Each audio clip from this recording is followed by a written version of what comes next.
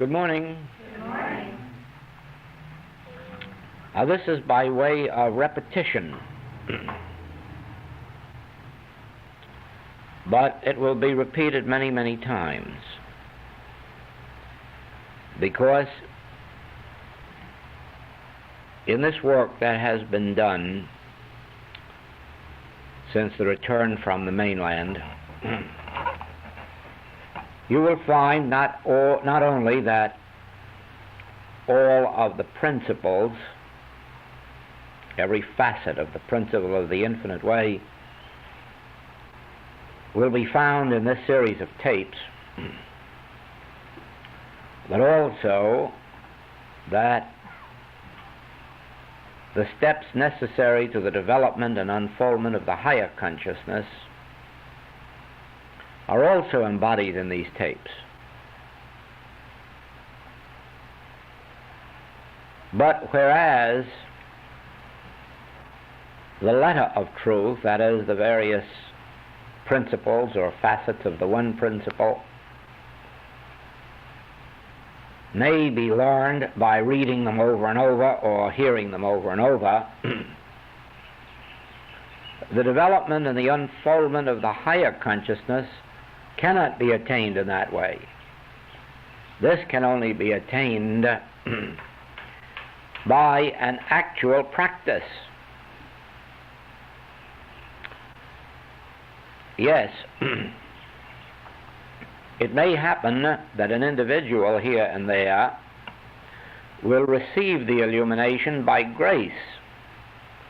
It can come while we are here in meditation, or while I'm speaking to you. Just the mere fact of your having tuned into my consciousness may bring to you that grace which is in itself the opening out of the Christ consciousness in you. But that will not take place with everyone. There are some who will have to practice diligently until it is attained. It is the same with those who are hearing this on the recordings. Some who are listening to these tapes may receive it right while they're listening, or at night after they've gone home and thought over something that they've heard, because the consciousness accompanies this work wherever it goes. But again, this will not happen to all those who hear the tapes. Human consciousness is not so evolved that everyone can receive it in the same way. And so there are some who will have to practice the meditations and communion until the light itself breaks within them. Now, let me explain this point about the Christ or spiritual consciousness.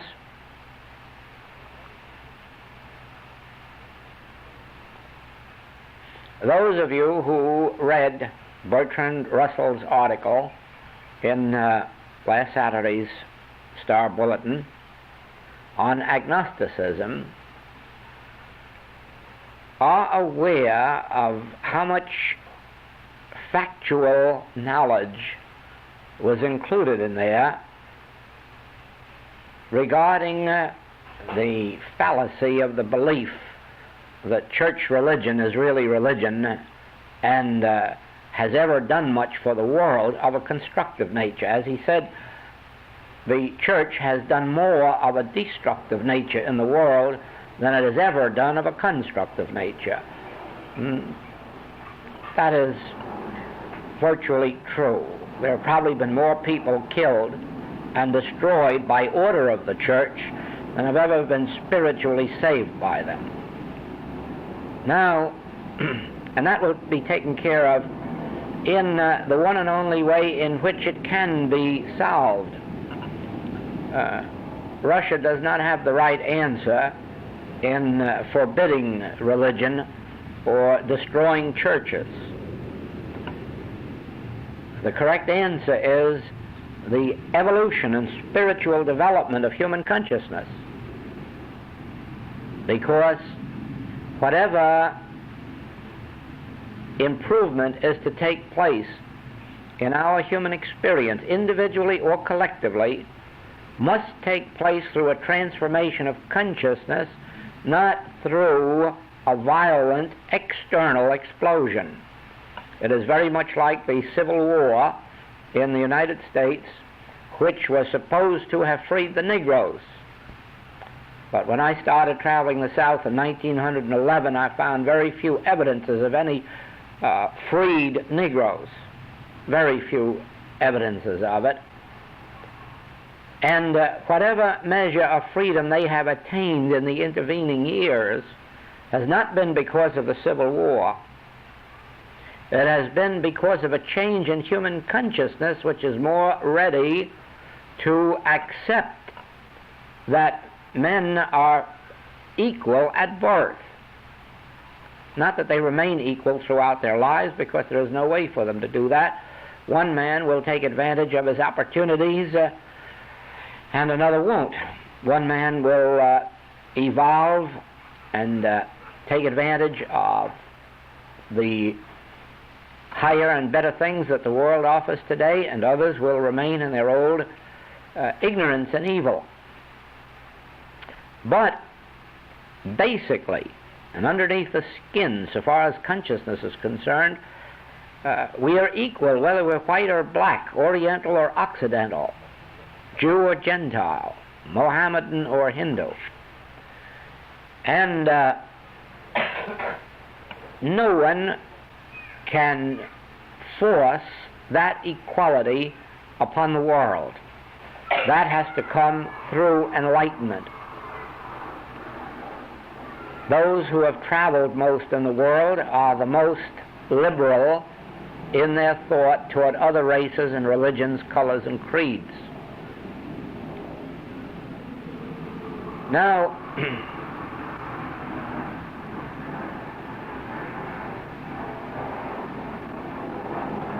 when Mr. Russell finishes condemning the church, he leaves his article right there at the standpoint of condemnation, because he has no answer beyond that. He merely knows that what the church has done or is doing is in the main wrong, but he has no way of telling you what is right, because he doesn't believe in God himself.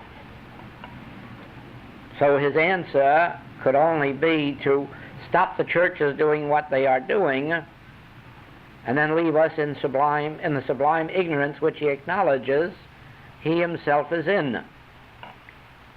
Of course, this, you understand, comes for only one reason. Mr. Russell and all the agnostics and atheists like him may have very good minds, very good reasoning ability, and they can read and analyze and study. And when they reach that limit, they have reached their limit, because they know nothing about a transcendental mind. They know nothing about the mind that was in Christ Jesus. They know nothing about a state of consciousness that transcends ordinary human knowledge. It is just as if there could be a group like us who had never heard of music, and had never heard music, and then could become absolutely convinced that there is no music and could be no music, and the proof of it would well be that when we heard music, we'd say, see that? Just a lot of noises. And so it is that when you show forth an evidence to an agnostic or an atheist of spiritual power, they say it's just an accident. Now, we have risen a step above that intellectual knowledge of what is right or wrong, in that even before we attain an actual experience of the Christ, we know there is such a thing to be attained. Something within us has already said there is something more than what the eye beholds. Something within us has already said to us there is something that the eye does not see, that the ear does not hear. In other words, we say there must be a God. There is a God. And even if we have not attained the experience of God, we at least have an inner conviction that is not based on knowledge, that is not based on intellectual perception or reasoning or thinking. It is based on something that has been called the still small voice, which assures us that even without plunging our hand into Jesus' side, we know that there is a resurrection. Now, the step beyond knowing this is experiencing it. And so we come to this point of either receiving by grace an illumination that brings us into the awareness and experience of Christ, or we faithfully practice until that attainment is achieved. Now, the practice consists of something along this line. Let us agree that we have in this room 12 or 15 or 20 people, and that the resources in this room will be, let's say the financial resources, will be the sum total of the resources of each one of us individually. And then we'll total it all up and say, well, there's $300 in this room. So then the resources, economically speaking, in this room are $300. And now let us say then, how much physical strength is there? And so we will each punch one of those bags and find that we average 150 pounds of punching power multiplied by 20. And so we have 3,000 pounds of punching power in this room. And so we can go on and arrive at the physical, economical, and by virtue of IQ tests, we can even arrive at the mental force or power that there is in this room. And so far as our friends are concerned,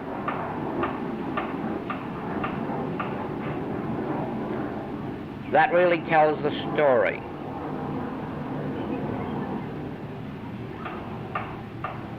However, we could easily find ourselves in trouble, because if a headache develops, there's no aspirin in this room.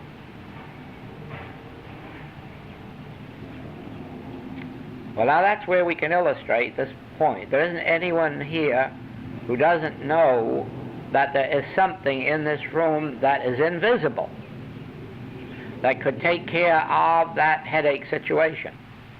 Do you see that? Think of that now.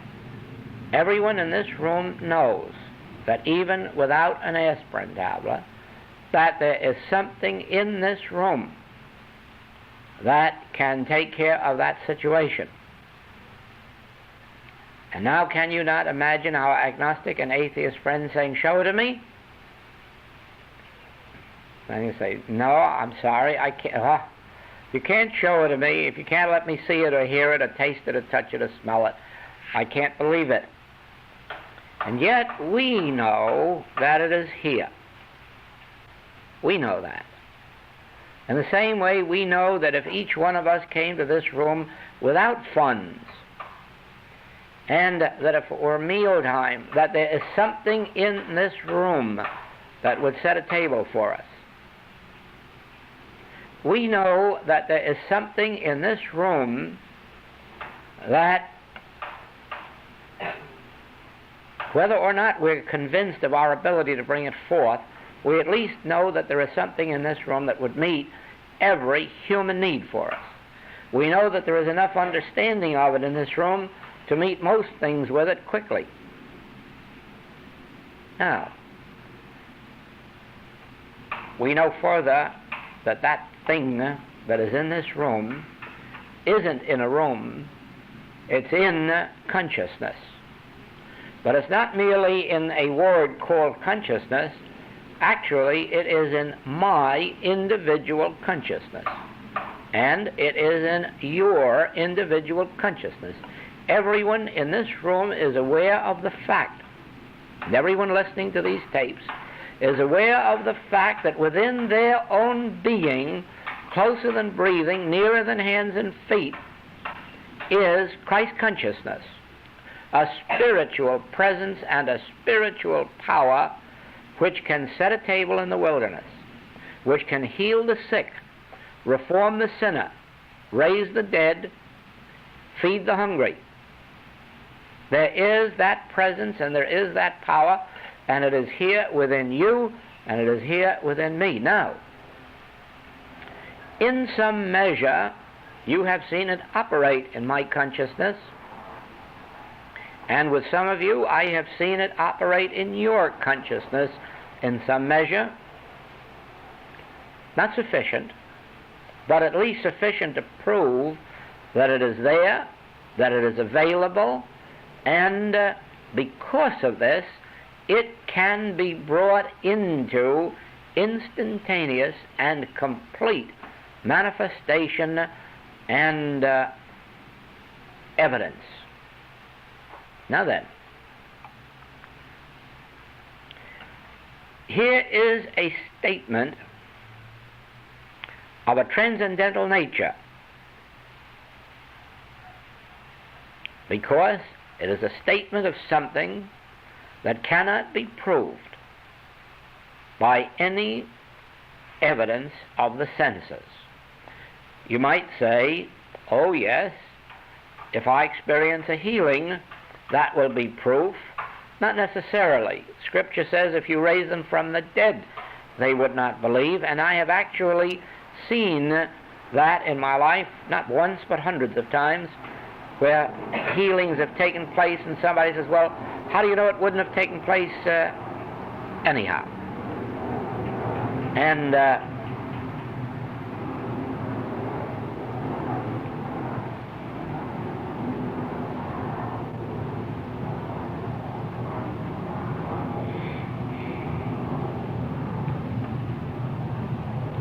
then there are all these other natural ways that it could have come about. So that there is no way ever of convincing you or anybody else through the mind that there is a spiritual power or that you have seen it at work. There is, of course, the same inner awareness that tells you when you have experienced God in action, when you have experienced a spiritual healing. All so-called spiritual healings are not spiritual healings. In other words, the mere fact that you have turned to God or turned to a practitioner or teacher and received a healing does not in and of itself mean that a spiritual healing has taken place. Always remember this, that there are sometimes when you turn to spiritual help and nature just beats you to it and heals it up before you have any chance to realize your God consciousness. Many times there are people turn for metaphysical help and eventually get over a cold or grip or flu or something else and do not realize that nature in its own way has taken care of the situation without any help from the Spirit. But you yourself can't be fooled. You know when the Spirit has touched you. Often you know the very second when the contact was made.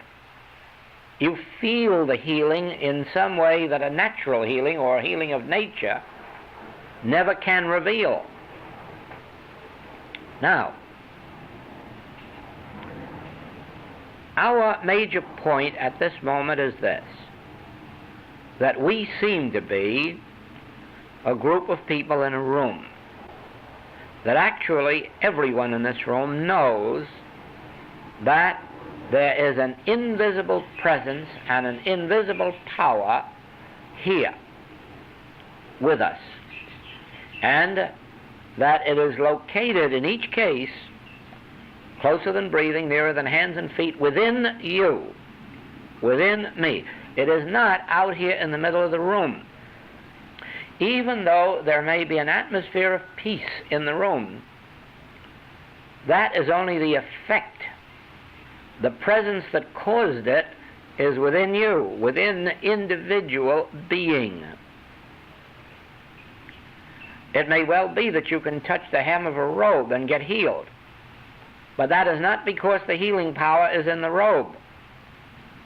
The healing power is in an individual consciousness, but in coming out like the perfume comes out of a flower, it may permeate the robe.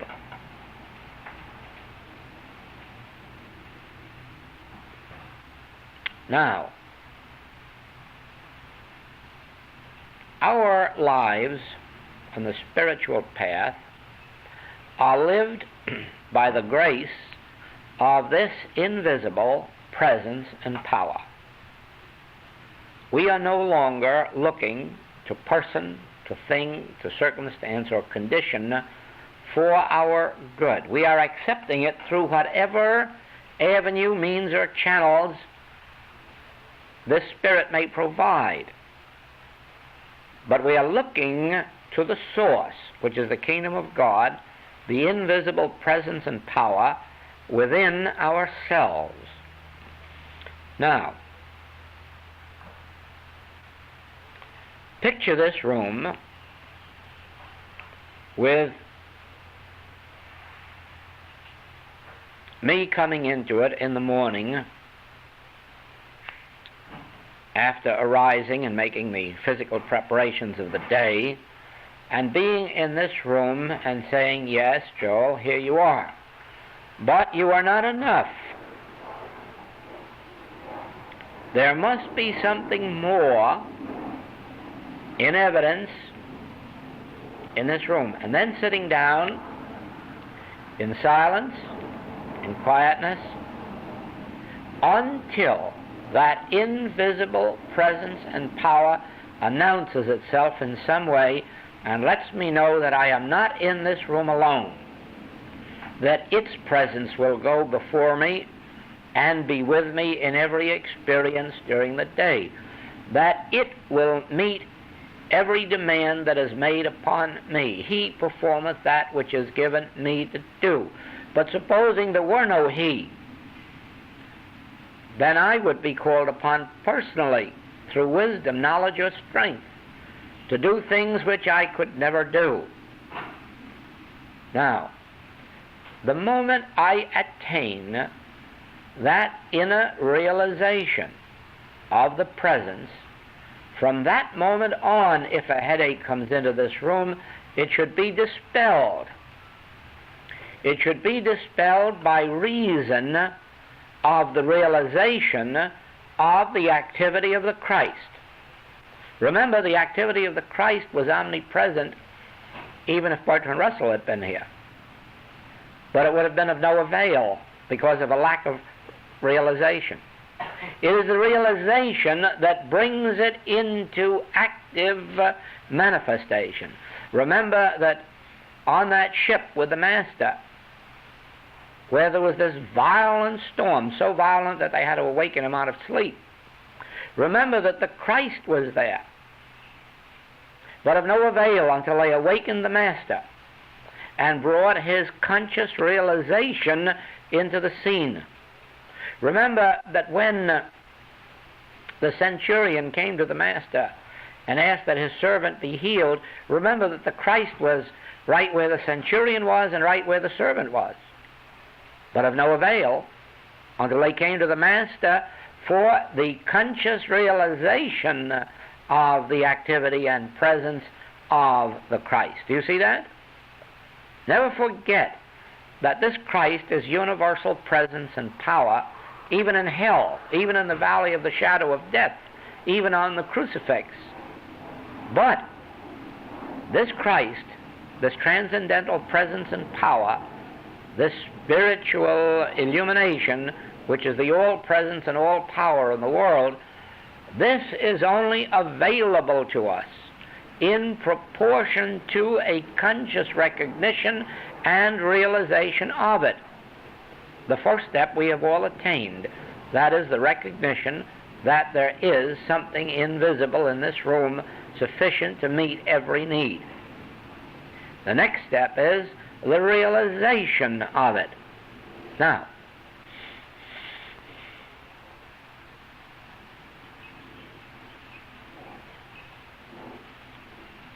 the function of a teacher, which will be your function as you go out in life, whether or not as a recognized teacher or an invisible one, is not important. But the function is, first of all, to reveal this principle. Second, wherever there is a degree of receptivity, to bring it into conscious expression. So is your function. First of all, you cannot function on a spiritual plane until you have attained that experience. Yes, you can be an instrument to lead others to it through the spoken or written word, but actually to function in the fourth dimension, you should be functioning there in your own life in order to be able to help others to function there in theirs. And to function in the fourth dimension means to have available to you that which you know is now within your own being, the Christ. Just as you can count up how many dollars you have, just as you can count up how much physical strength you have, so you should be able to say, ah, yes, but I still have something greater than all these, and that is this infinite invisible, which is the source of these others, and the multiplier, and the maintainer, and the sustainer, as well as the original creator. Now, every day, many times a day, all those who are part of this work through being in this room or being a part of the tape work must realize this truth, that it isn't sufficient to be Joel or Bill or Mary unless you can bring into active expression this invisible center of your being, until you can bring yourself to that point where it speaks to you, where it voices itself or utters itself or reveals itself in some way. You are not yet functioning in the fourth dimension. The fourth dimension gives you access to the infinity of God. It gives access to the whole ocean of supply, economic, health, moral, intellectual. The whole sea of God is available. The whole sea of spirit is available, and all the resources in the fourth dimension of life. But that fourth dimension of life is the point that these agnostics, philosophers, and most religionists know nothing about. That is why religion is still so busy praying to a God who doesn't even know enough to know what they need until they tell it. Whereas, actually, God is the all-knowing mind and is the divine love unto our experience, but withheld from us not by itself, but by our inability to penetrate to it. Just as Jesus Christ could not have iceless refrigeration, although it's right there now on the spot where he was born, but he couldn't have it because there was no one in the world who could at that time penetrate into the realm where the secret of electricity and electric power was to be found. It was always within their own being, but there was no one to penetrate that realm. In the same way that when he needed transportation, he sent outside for a jackass. But right now, in the place where that jackass was, is an airfield. Why? Because somebody penetrated the withinness of their own consciousness and came forth with the secrets of air travel. Where did the Wright brothers find all that? In their consciousness. They went within and they brought into the without the secrets of air travel. So it is, the Christ, the fourth dimension of life, is an area of your own consciousness. It and all of its activities, functions, qualities, characteristics, nature, is within you. And it is when you get up in the middle of the night or early in the morning before the rest of the family is up and find your peace and quiet, that you can turn within and say, I know there is an outer me sitting here, but I also know there is an inner me. I also know there is a divine presence. I know the whole power and presence of God is right here where I am. I know that the kingdom of God is within my own being, and I know that I must be still enough and silent enough to let it come forth into expression. And then you see, you do away with the need for those aspirin tablets. And as the realization deepens, you gradually find dependence on persons, things, circumstances, and conditions dropping away and dropping away and dropping away until, regardless of what the need may be, there is a depth of consciousness that will reveal it. You see, this spiritual consciousness has depths. If you touch it lightly on the surface, you can very easily overcome colds, grip, flu, little lack or limitation or lonesomeness. But you'd have to go far deeper than that to work out your problem of supply. I don't mean just today's supply, but I mean the realization of omnipresence of infinite supply. You'll have to go deeper than on the surface, the same way as to overcome the deeper problems of life, you have to go far deeper than the surface of this consciousness. It is, as it has been said in one of the ancient wisdoms, that the best pearls are the deepest down in the sea. And only the divers who can go the deepest can get the best pearls. And so it is in spiritual wisdom and illumination. Only those capable of going deeper and deeper and deeper into their own inner being achieve the fuller measures of Christhood. Just as in the Garden of Gethsemane, the Master had to reach down to the very, very bottom of the ocean to bring forth the ability to be resurrected and to make the ascension. You can be assured he was in torture trying to reach the depth of that. And that was why he probably felt he wasn't going to make it and asked the disciples to stand by at least for 1 hour to lend their spiritual support to his, so that he could get down just a little bit deeper to bring forth this impossible demonstration. So it is with us. we look to each other for help in bringing forth the deeper manifestations or evidences of the Spirit. And we have that right. Not that we are looking to each other as persons, we are looking to the degree of realized Christ that each other has. And sometimes where two or more are gathered together, there is a greater evidence of that Spirit than would otherwise be the case.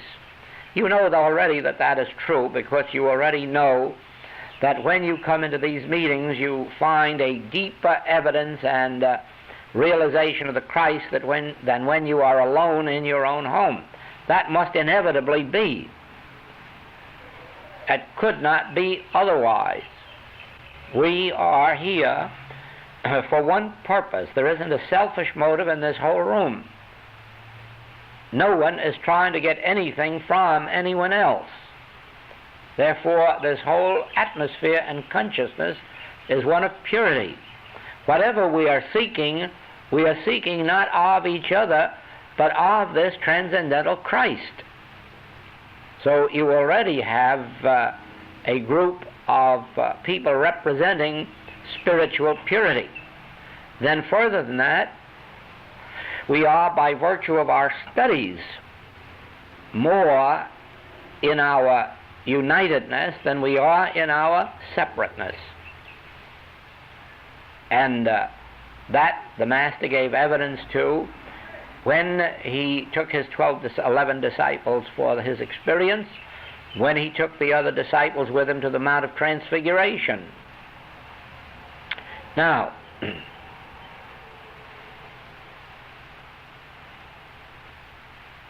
I said this is repetition, but you see the purpose of it, because the continuous coming here, which acts in the same way that the continuous study of the writings or hearing of the recordings, all of this is an enrichment of consciousness and making it possible for us to go deeper. But the experience itself still is an individual one. And if you are not practicing it in your own home, it is as if you were walking around this earth just as your own self, rather than developing a consciousness of another presence or power within which will never leave you nor forsake you. That, you see, has to be an individual experience.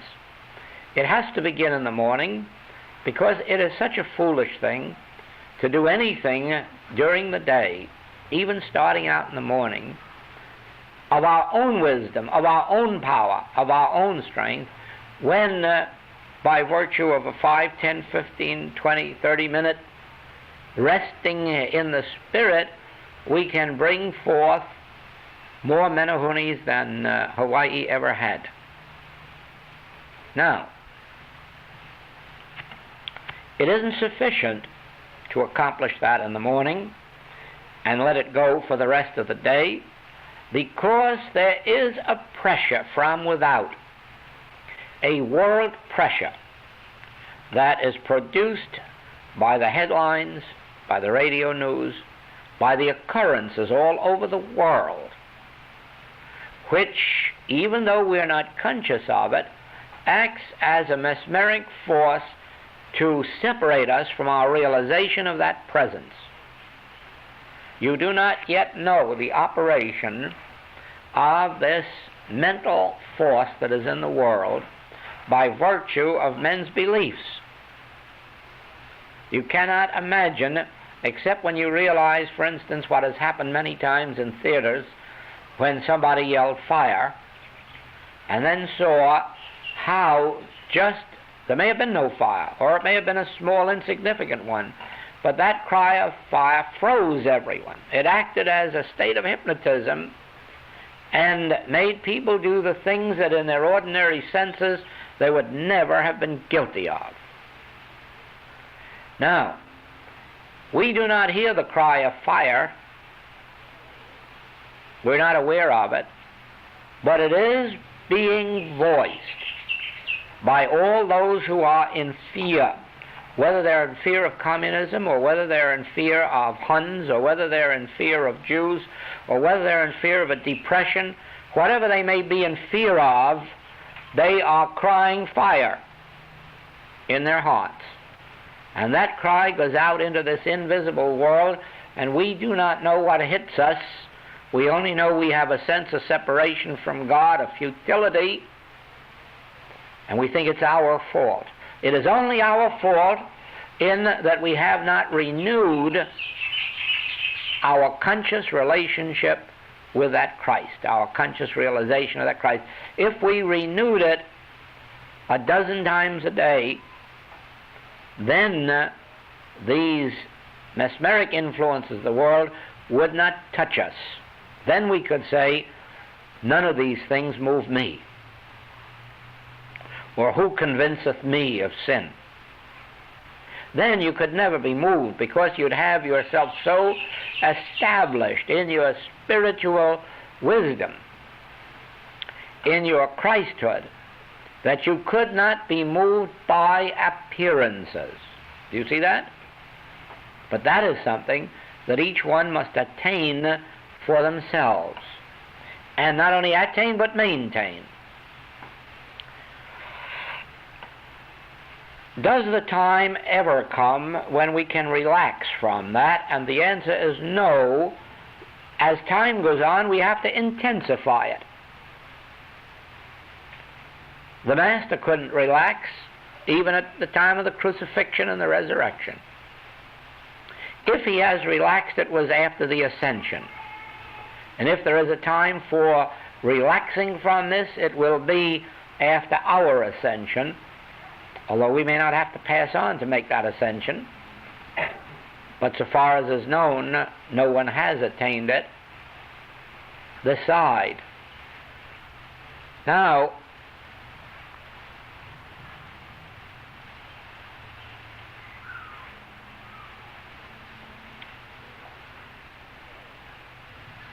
here is a world. Let's say I started by saying that here is a room, and all of a sudden somebody has a headache in it. And so the rest of us are called upon to accept the responsibility to realize the Christ, the activity, presence, and power, the Spirit of the Christ, because where the presence of that Spirit is, there is liberty. So wherever there's a realization of that presence, the headache must be dispelled. Every headache and footache and leg ache and stomach ache in this room, and in all the rooms where the recordings are being heard, must be dispelled by the conscious realization of the activity and presence of the Christ, first of all by some one individual in that room, and eventually by every individual in that room. It should eventually be that in groups like this, that within 1 or 2 or 3 months, there shouldn't really be a serious problem in the whole room or in the experience of anybody in the room. I mean, a problem of their own being. That doesn't mean that all their family problems will be solved, because that involves the demonstration of other people. But so far as problems which concern our own being, a month or 2 or 3 of this kind of work, dedicated only to the realization of the Christ, should result in every one of us being, shall we call it 99% free of the thoughts and things of the world, or 98 or 95 or 92, all of which would be good demonstration. And it can be, that should be, because there is a sufficiency of realized Christ to meet these needs, and more especially as a second one, a third one, a fourth one, and a fifth one begin to attain this conscious realization of the Christ, it should benefit all of us. Now then, that is not the goal of our work. The goal of our work is proving this principle. Because if we prove it, by my becoming free of 90% of the world's problems, and then one or two or three of you, and ultimately all of you becoming free, then does the question not arise, but in the house next door there is a headache, and on the street below us there's a cancer and consumption and polio, and in the community next to us is the fear of war, and in the country next to us is the fear of atomic bombs.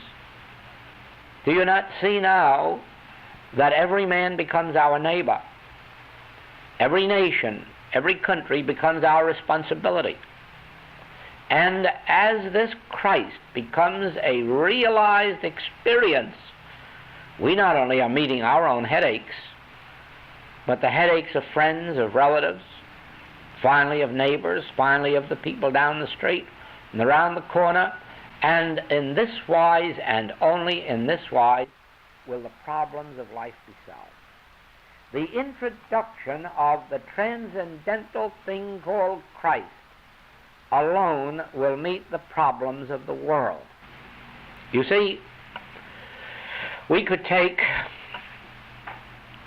the League of Nations and watch it break up after World War I, and then say, why did it break up? Because the man who was the source of it, the creator of it, the founder of it, was, in spite of all his worldly ignorance, at least an honest man.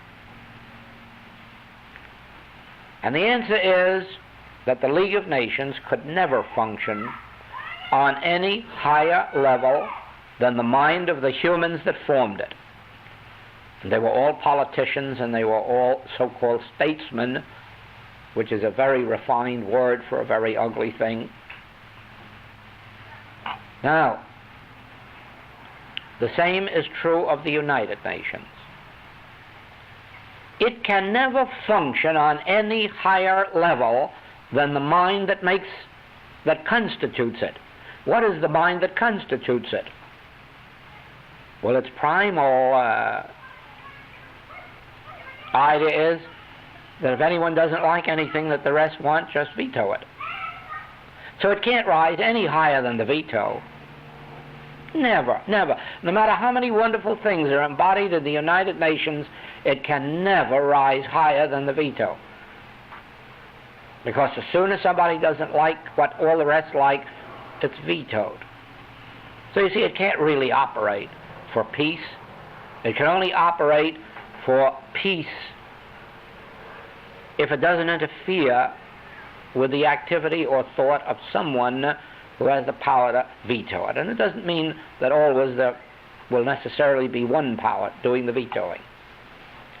Now, if by any chance there should be changes made in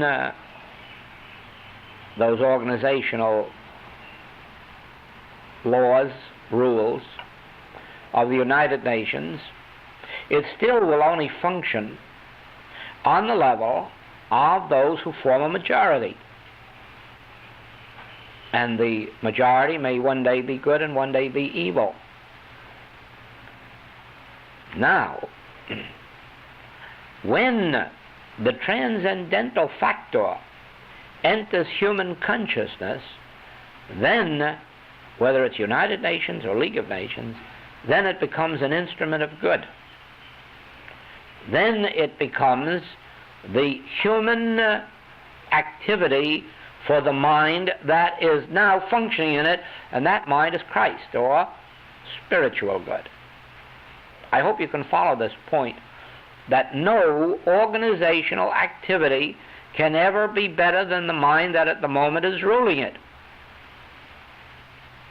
And that nothing can change that except the activity of the Christ. You can take that down to individual experience too, and say that your bookkeeping cannot be any more accurate than the bookkeeper who runs your books, or that your bookkeeping can't be any more honest than the honesty of your bookkeeper. So the only way to improve the physical activity of your bookkeeping is to improve the nature of your bookkeeper's consciousness. So it is with every factor of life. Here we have people, human beings in this room, made up of a composite of good and evil. You don't know how much evil there is in this room of humans, because you do not yet know what evil they would release if self-interest should sufficiently demand it. You know, the strongest power there is on earth, human power, is self-preservation. People have been known to kill for it. People have been known to fight to the death for it. People have been known to rob, steal, cheat, defraud for something that involved their own self-preservation. And all human nature is made up of that. It isn't always expressed, it doesn't always come to light, because what one person won't do for money, they might do for the saving of their life, or human sense of life. What they might do or might not do for the protection of their own self, they might do for the protection of their child or their parent. And so nobody knows the depth of depravity that lies inherent in even good human people until you come to see them under stress and strain. None of this can be eliminated by any desire to be a good person or to conform to the Ten Commandments or the Sermon on the Mount. This change can only be brought about by the introduction into consciousness of the Christ. When the Christ touches an individual's soul, they cannot be made to lie, cheat, or defraud for any purpose of themselves or their parents or their children or their nation. No human being has such a gift of goodness. Only the achievement of the Christ can make a person rise to where they're willing to lay down their own life for their neighbor's good, where they are willing to give up their own supply for their neighbor's supply. No human being ever can become that good. Only an activity of the Christ realized can bring forth such a life of impersonal devotion, not to people but to the principle of good. Now,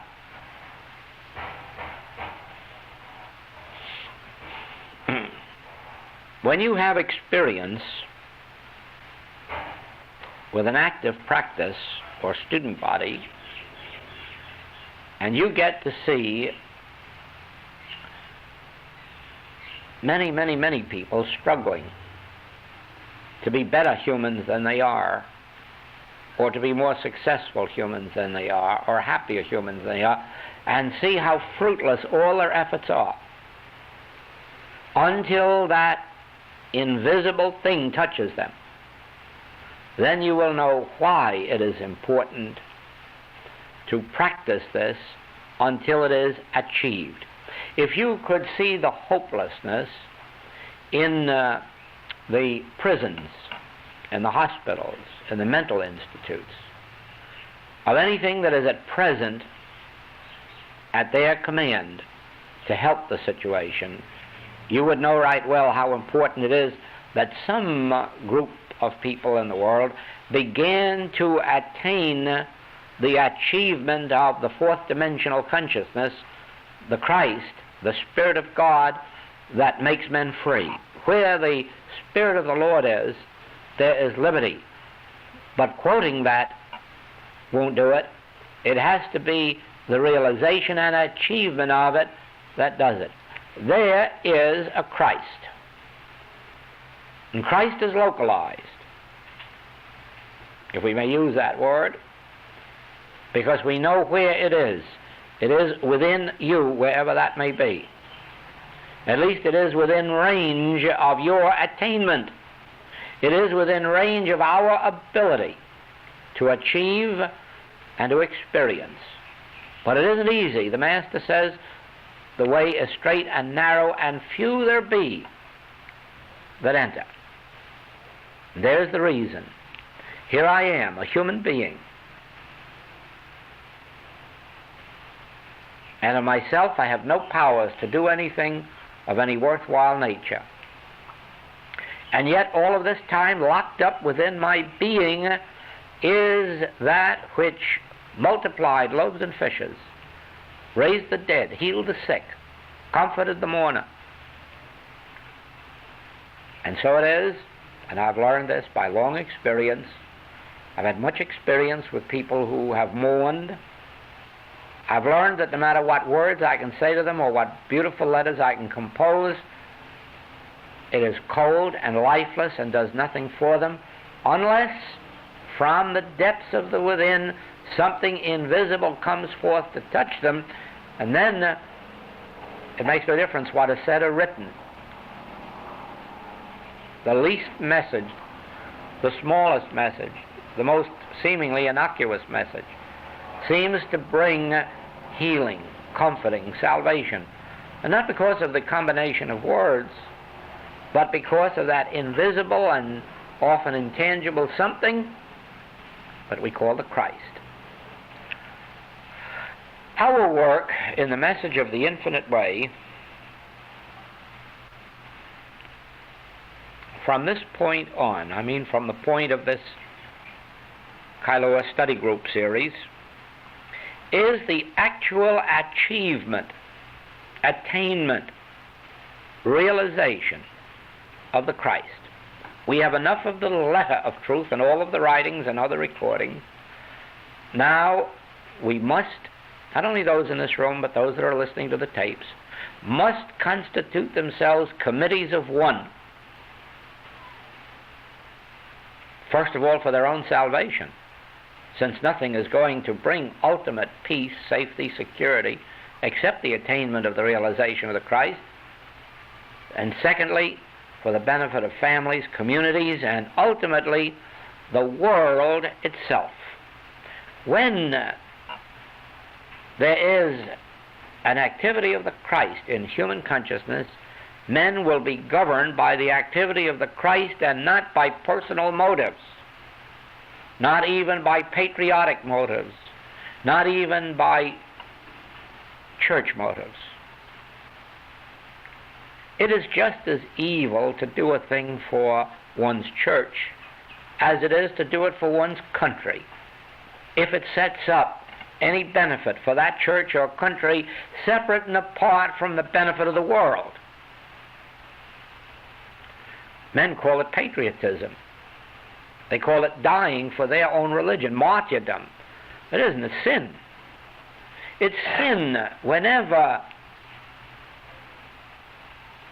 the motive is personal, whenever the motive is for separation and division. Now, to belong to federations and world brotherhoods is all of no avail. No avail, as long as a world brotherhood still believes that a Jew is a Jew and a Protestant is a Protestant and a Catholic is a Catholic. They cannot achieve this purpose. I don't mean that we should be interested in breaking them up, because they are a step on the way. But their benefit can only come when a brotherhood says there is but one Father and therefore all men are brothers. Therefore our interests are all the same as if we were one family. That can never come through human nature, because the first law of human nature is self-preservation at anybody else's expense. It is only as spiritual nature enters the picture, the actual attainment and realization of the Christ. And so as we go into meditation, please remember this, that even if we go into meditation just being a selfhood alone, that when we come out of meditation, there must be the realization that there are two. And this won't make duality, because it really won't be two. It'll be that we have attained the realization of our inner self, our Christ self, our inner being, and it still will be one. I and the Father are one. Even with that word "and" in there, it is still only one. And so when we achieve the realization of this inner presence, there won't be two of us here, there will only be one, but there will be the one now with the attainment of the realization of his actual fourth dimension of life.